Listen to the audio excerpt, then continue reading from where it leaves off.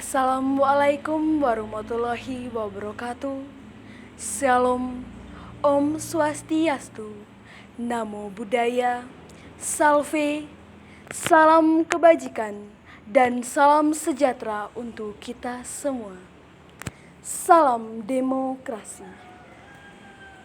Yang saya hormati, Bapak Yohanes Mariano Banggo, selaku guru mata pelajaran Bahasa Indonesia, dan yang saya banggakan, teman-teman seperjuangan 12 MIPA 1. Pertama-tama, mari kita panjatkan puji syukur kehadirat Tuhan Yang Maha Esa, yang telah melimpahkan rahmat-Nya kepada kita semua hingga saat ini.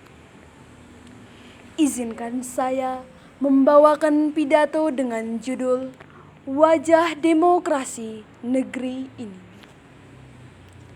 Hadirin, demokrasi ialah suatu bentuk pemerintah suatu negara sebagai upaya mewujudkan kedaulatan rakyat, kekuasaan warga negara atas negara untuk dijalankan oleh pemerintah negara tersebut. Suatu hal yang umum di masyarakat tentang demokrasi adalah kekuasaan oleh rakyat, dari rakyat dan untuk rakyat.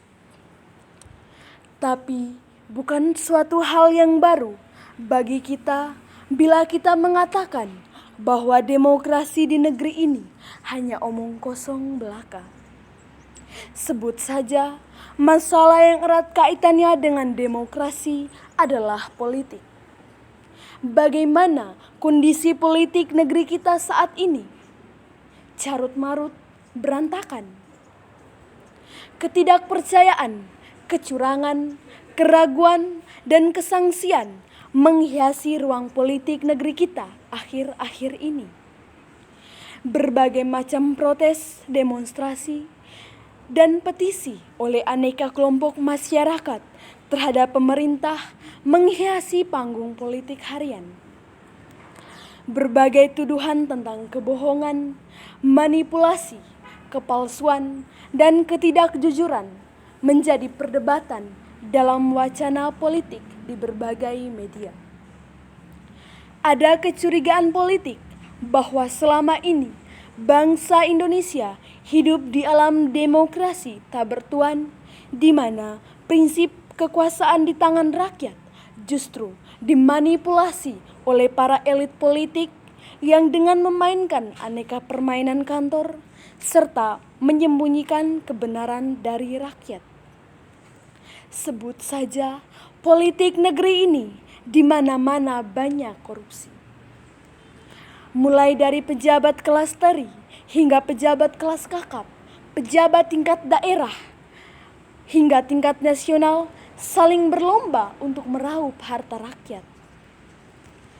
Semakin banyaknya jumlah angka kasus korupsi yang terjadi di Indonesia membuat masyarakat pun akhirnya dapat menilai bahwa korupsi tidak akan pernah tuntas selama solusi yang digunakan adalah demokrasi. Walaupun sistem politik ini mempunyai aturan, namun hukum ini tumpul ke atas dan tajam ke bawah. Bisa dilihat dari bagaimana para politisi dihukum setelah menjadi tersangka kasus korupsi.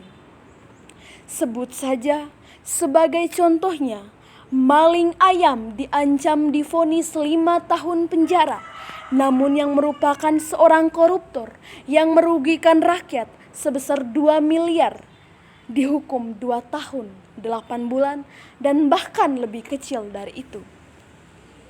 Hadirin, mari bersama-sama kita membangun sikap dan pemikiran yang lebih terbuka terhadap politik dan hukum yang ada di negara ini agar Indonesia menjadi negara yang anti korupsi, yang rakyatnya lebih mementingkan harta dan jabatan daripada kesejahteraan negara kita ini. Akhir kata, sebelum saya mengakhiri pidato saya hari ini, ada sebuah pantun dari saya. Sungguh kokoh sang tiang besi, kibarkan semarak dari sang bendera. Mari sikap anti korupsi untuk membasmi tikus-tikus negara. Demikian kiranya yang dapat saya sampaikan dalam kesempatan ini. Bila ada kekurangan, saya mohon maaf. Apabila ada kelebihan, tidak usah dikembalikan karena saya ikhlas. Terima kasih dan selamat pagi.